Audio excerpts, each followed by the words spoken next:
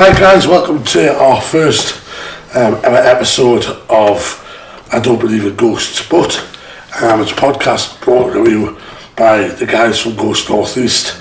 The idea behind it is just basically to talk about ghosts. We haven't called it paranormal because we're not going to talk about UFOs or anything like that. It is about ghosts. I'll work in three separate bits. We'll call it bits, pieces, parts, whatever you want to call them.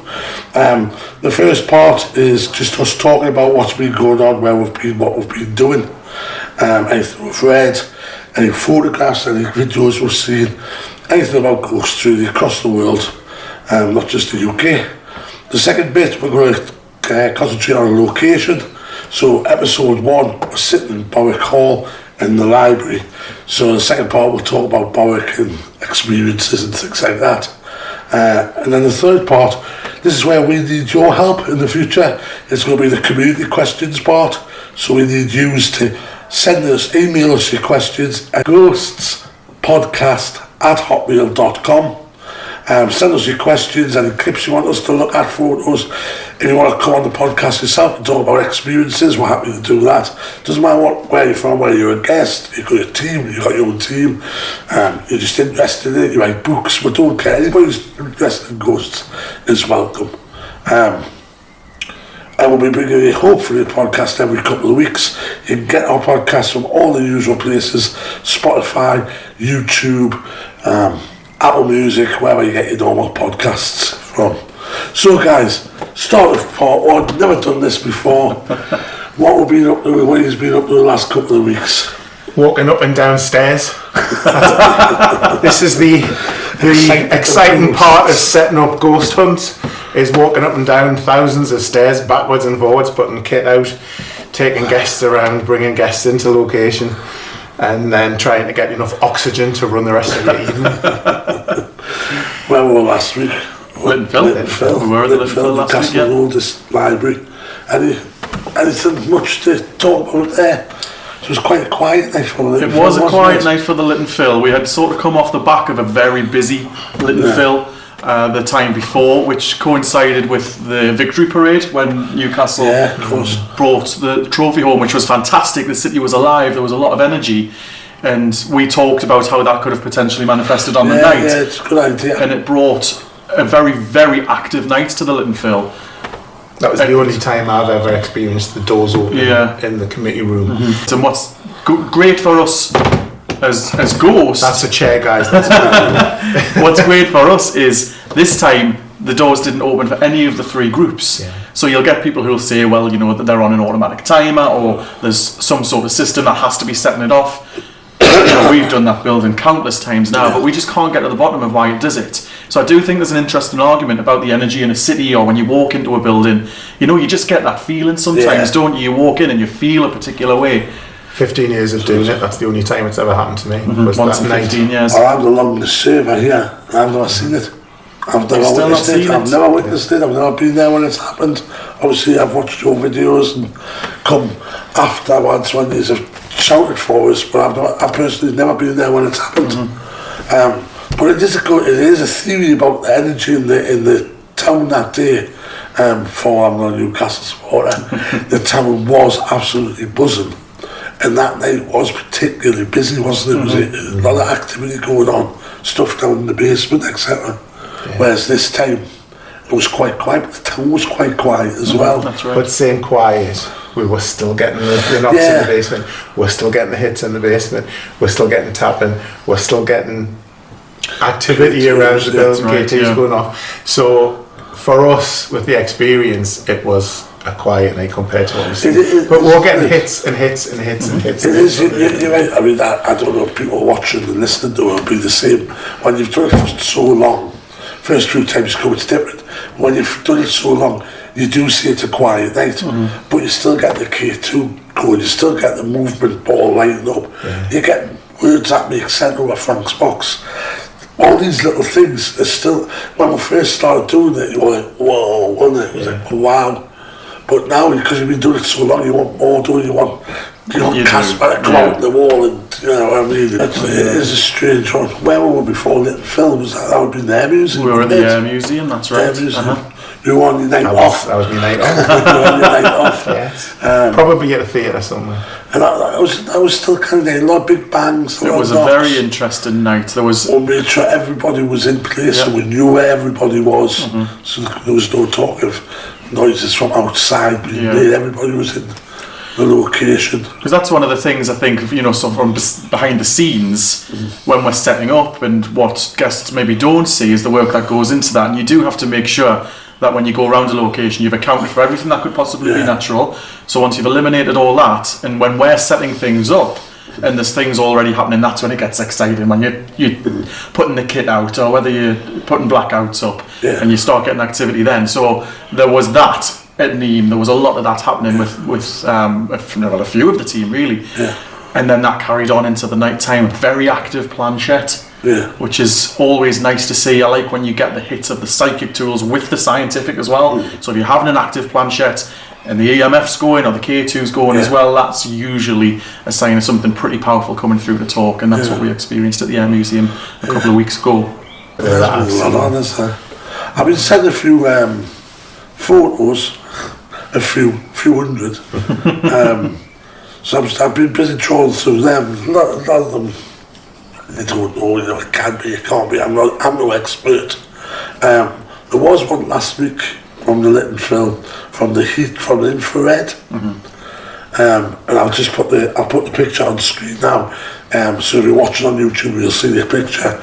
If you listen to us on a podcast, basically it's the infrared camera, and it's a normal temperature, and then in the middle it goes yellow, so it's cool. It's hot, colder, I think. And it's like quite a weird. You can't see it pareidolia if your mind's going to make a face, but it's quite demon looking, like evilly looking. There's a shadow there, isn't there? You can see that there's definitely something to be seen. Whether you interpret that as spirit, we always say we leave it for you to decide. But there's no doubt there is something there. And I mean, it was only there for a matter of seconds. So something came of that temperature and then disappeared in a few seconds. And it wasn't like an insect that you got the track. Usually that would flick across the screen. Yeah, that'd sort of come and went, sort of. I'll put that on screen for you to look at. And if you listen on podcast, jump on YouTube and you can have a look at that there. That was quite interesting. That's the sort of thing that we look at in the car driving home. It's like, what do you think that is? So that's like our scientific. After work from the night, and then it goes over to Steve to watch it like properly through the day and say, well, I'm not scared. Second thought. But it's a relatively new bit of kit that we've started using quite recently, isn't it? So we're still getting to terms with where is the best place to use it, how do we get the best interactions from it. But I think back to probably about a month ago now when we were at the Guild Hall, and we were in one of the rooms at sort of behind the, I don't know what you would call it, I think it's the Freeman of the City's room, isn't it? And that was really interesting because we were getting responses on the thermal camera, but we were also then getting responses on the K2 meter, which was in a concealed cupboard. That was really strange. And we always talk about, the electric current and it flows, and if it was picking up electricity, it would be stable. The lights on the K2 would be constant, and this was heavily fluctuating. But we were getting interesting shadow shapes on the thermal camera as well, and that was one of the really exciting times for us with a new bit of kit.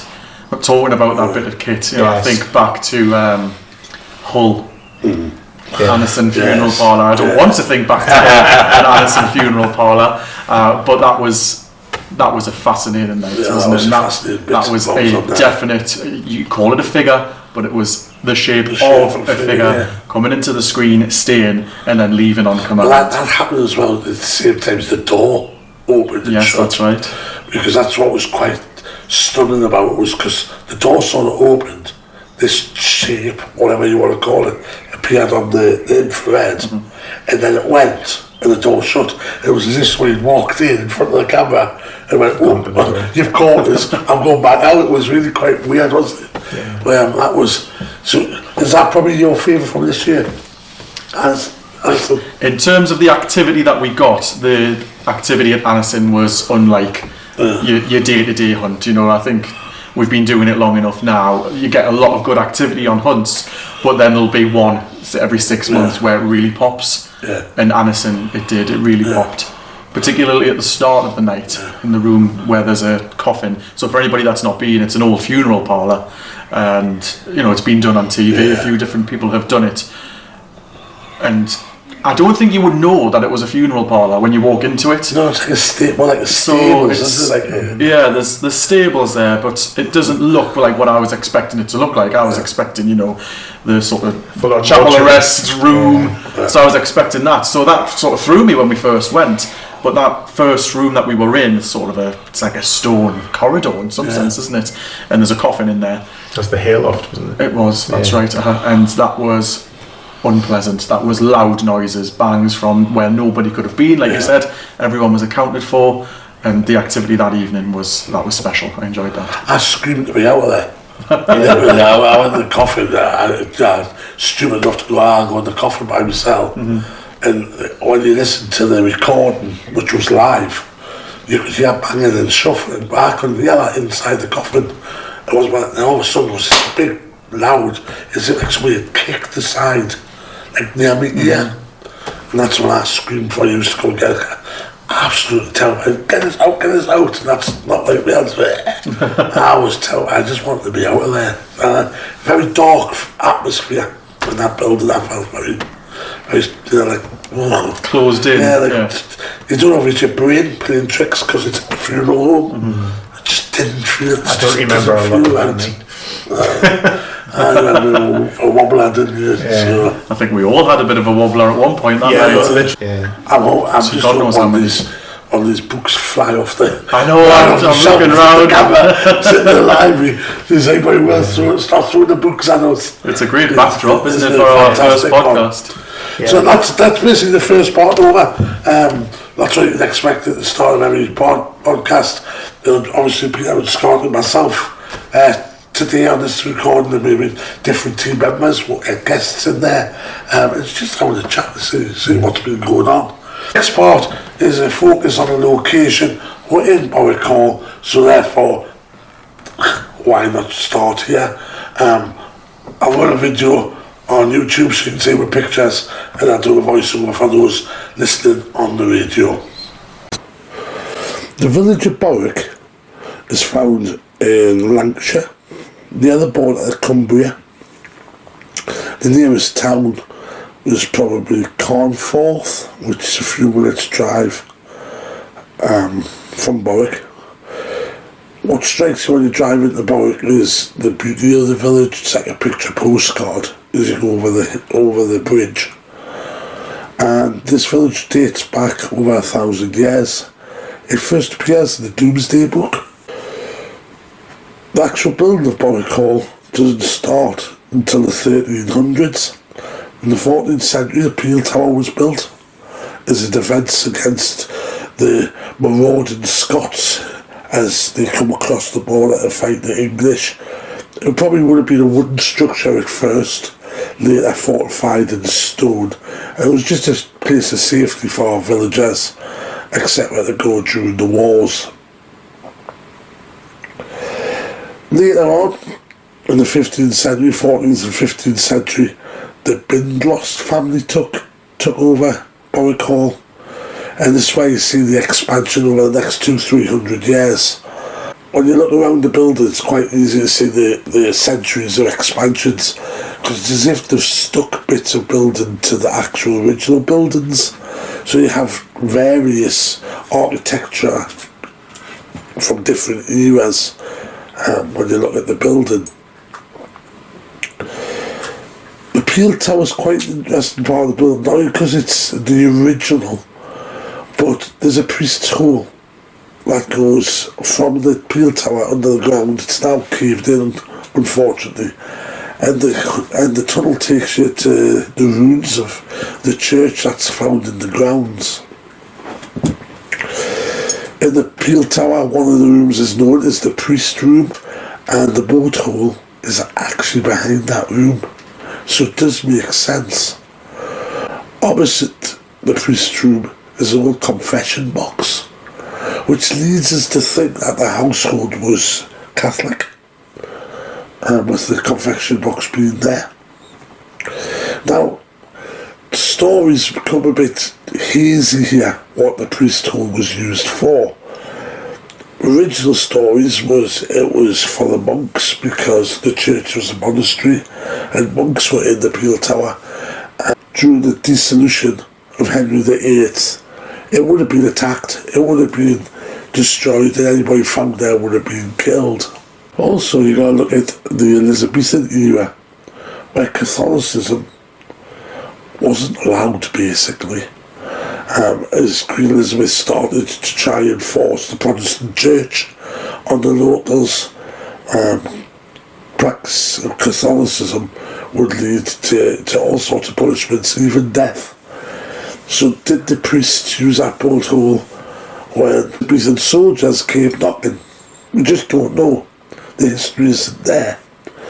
Stories are, though, that 6 priests or 6 monks were thrown in the lower floors of the Peel Tower. Those 6 priests thrown in there, they were executed. They died where they stood in the basement of the Peel Tower. Again, there's no history to prove this, so I can't really say if this definitely happened. As the centuries wore on, the Bindloss family continued with their wealth, expanding Borwick Hall estate, expanding Borwick Hall itself.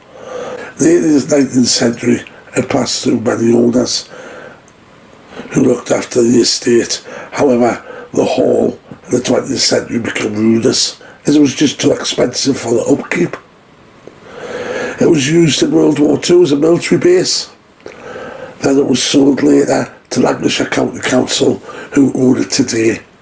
They use it as a conference centre, outward bound centre, and other uses, including our very own ghost hunts.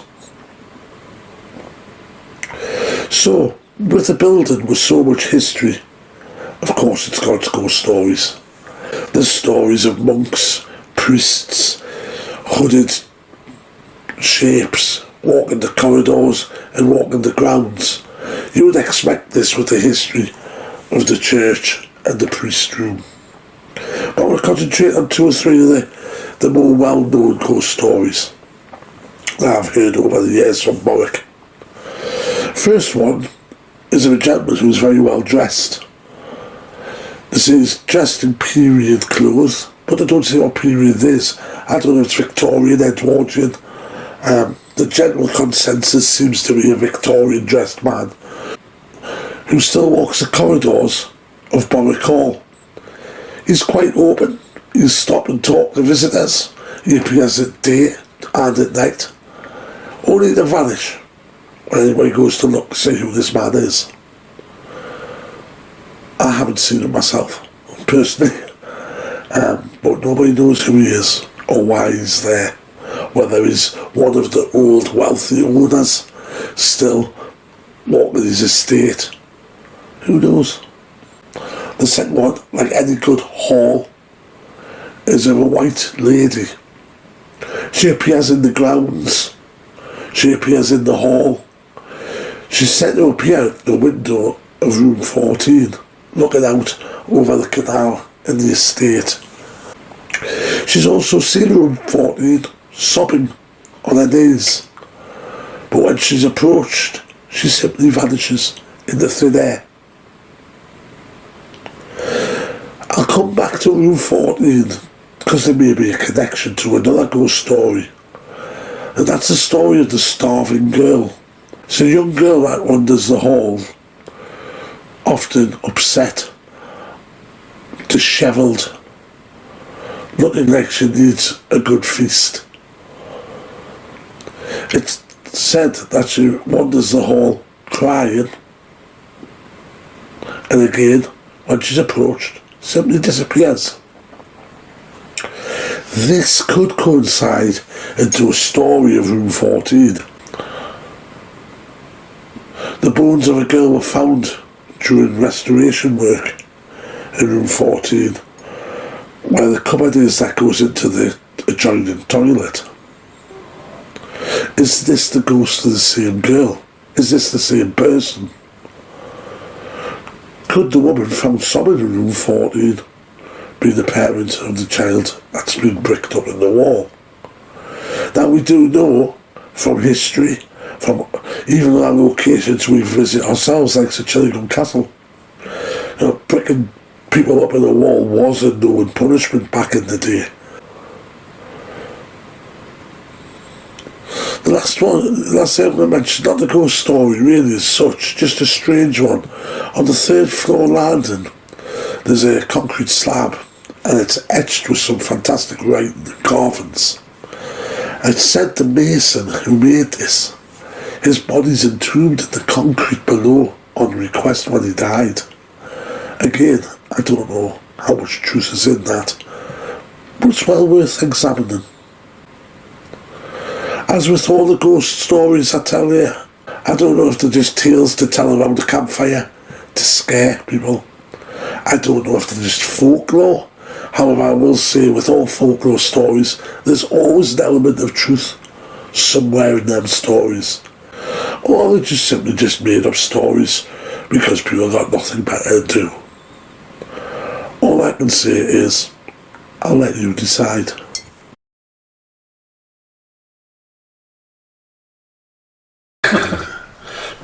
Quick guys, Borwick Hall, it's a new location to follow. We haven't been here that many times, a couple of times. This is our 3rd. First thoughts, initial thoughts? First thoughts, I think when you drive up to the building is, my goodness, this is a huge, huge place to be.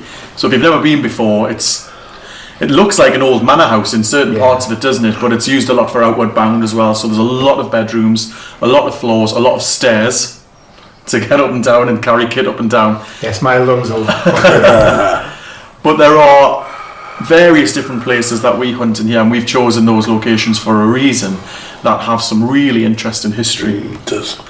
It's historic. The problem is it's so historic, you've got such a big time scale.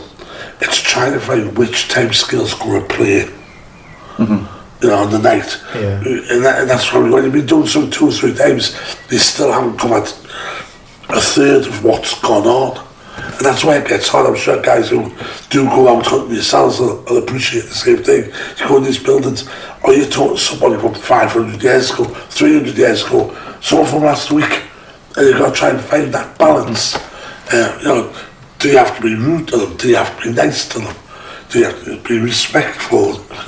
It's so hard to find out with buildings like this with so much history. I will say I'm not looking forward to doing the tower, the old tower. I don't like it. And the last couple of times I've been there, it's been quite scary in there. But we'll see what tonight holds. And what we'll try to do, we might see we can get a guest after the night and get them to talk about their experience. Great, Guys, this is the 3rd part of the podcast. This is the community part. This is where we want you to get involved with your own questions. Email them to ghostpodcast@hotmail.com, and we'll try and answer as many as we can. If you want to be involved in the show, if you want to be on the podcast, tell your own stories, this is where we want you to get involved.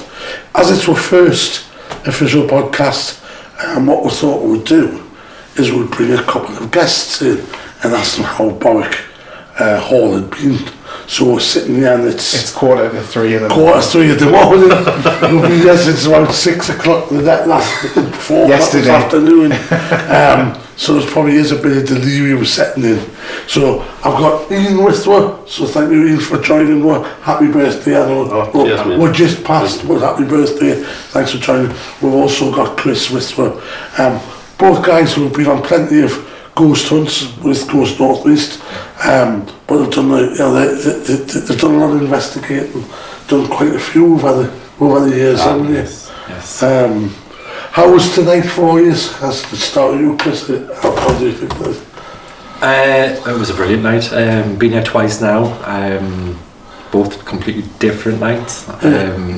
But tonight was by far the best. Things happened and just can't explain them. It was just brilliant. Was it personal things or group things or just a mix of both? Personal. It was a personal thing. we're not telling you what it is. It was quite effective. We don't want to go into it so it doesn't affect future hunts. But Chris has had quite a journey tonight. So I don't know if you're ready to sleep yet. Absolutely not. No. But I mean, compared with other places we'll go, Borwick, one of your favourites, or is there more? Oh, that's right. Better My ones? favourites. My favourite was Jedburgh. Yes. But I think this is now. There's no one. Should we do the next round at the start? Absolutely. Will I do it again? Absolutely. I'm not doing it again. You can't do it. So Scott will lead the same. That was a very different take on a group call for us tonight. We tried something a little bit different.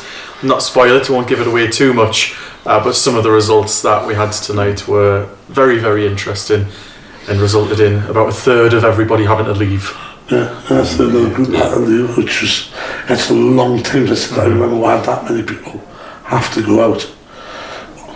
What about yourself, Ian? Something like you had? Yeah, it was good, really good. We had quite a lot of different sort of things happening. Obviously, the call out was pretty special in terms of what went down there, so that was pretty good.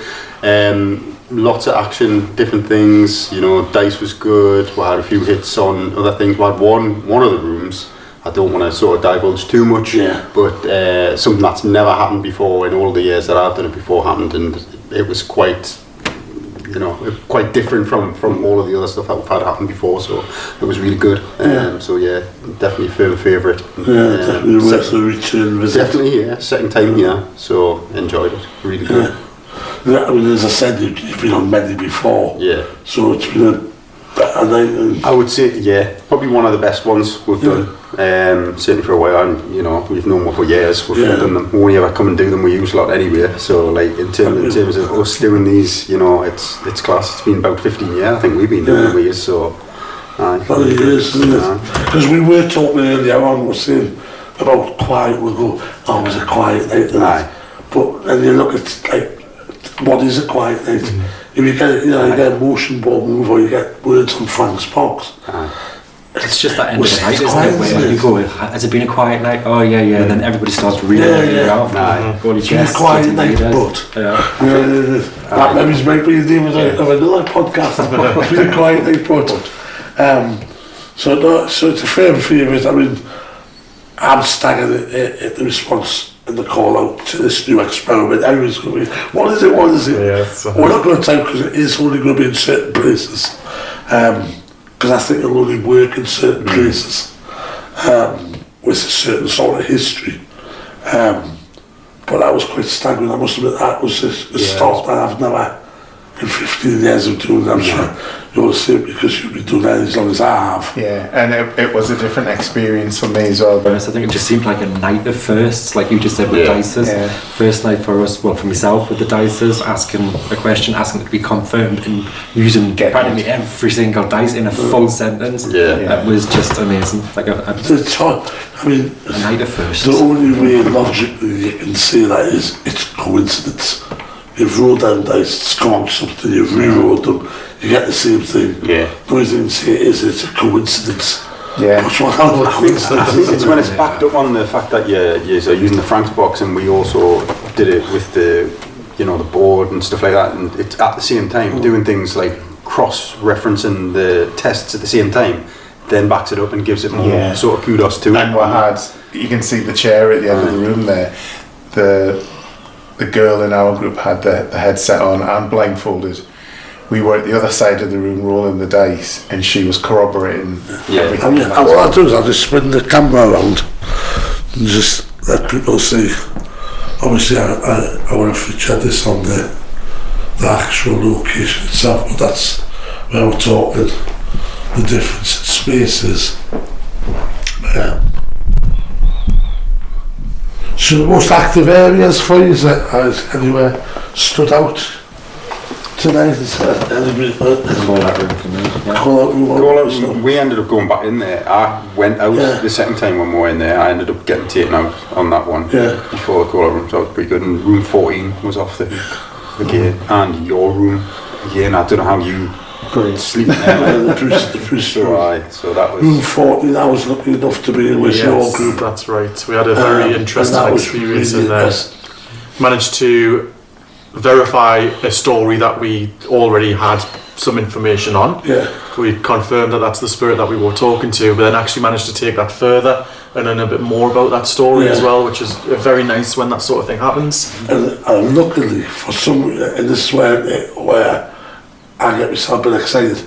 Luckily, I took the camera because I've been going on filming some night footage for tonight's podcast.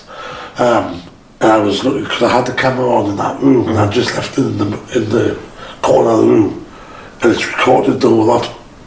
And it's so many times you get this activity, you haven't got the camera, or the camera's switched off, or the battery's run out, and you go through, I didn't have the camera, I didn't have the camera, I didn't have the camera, I didn't have it. But this actually was the other way, the bit of luck was when I had the camera. I think probably most active room was probably this one, wasn't it?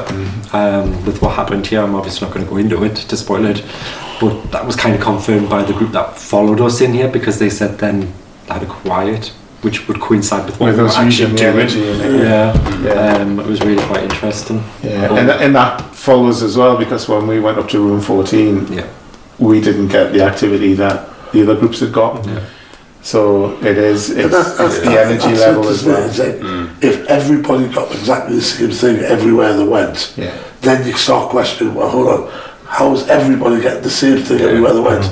But because one group's going in and getting really good activity, next minute somebody goes in and it's absolutely quiet as a mouse. Plug for you, that's where it's worth booking more than just one visit. You see when you went in, I've been on Little Phil Saturday, nothing's happened. I've been on Little Phil where I went, what on earth just happened? And the Chillingham Castle is a favourite. I've been to Chillingham Castle and seen some I really don't want to see here, but I've also been to Chillingham Castle where I'm sat all night and caught cold. That's the only thing that's happened.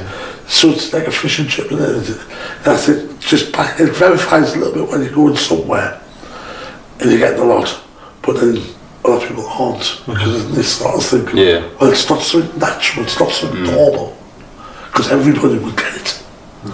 So it's great.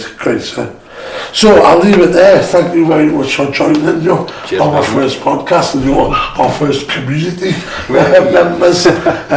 Thanks for watching, guys. Thanks to Scott and Peter. Join on the next one. Easy to find. Look on YouTube. Look on the usual places that you get your podcasts, Apple Music and Spotify and all the rest of it.